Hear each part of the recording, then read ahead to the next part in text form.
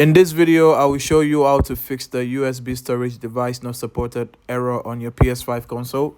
If you find this video helpful, please don't forget to like and subscribe. First of all, we need to ensure that our controller is connected. We see the light, we know that's connected. Now, what we need to do is to ensure that our USB device is in the correct format that PlayStation accepts. That's the exFAT format. So what we're going to do is we're going to head to the computer. We're going to plug in our USB device. And once we plug that in, we're going to format the device. So we're going to get info. You see it's the 4 gig device. We're going to go to disk utility. I'm using a Mac. So on the Mac, you go to disk utility. You find the USB device, you erase, and you put the format to exFAT. Once you have that formatted, now you can eject and you can plug it in back to your PlayStation console and it should display.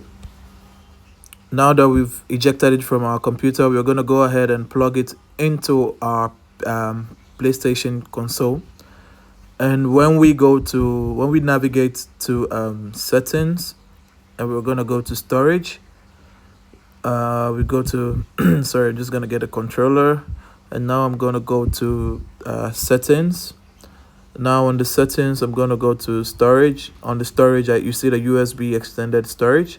Now that's the USB device, and you see it still has the 4 gig size. If you find this video helpful, please don't forget to like and subscribe. Until the next one, see ya.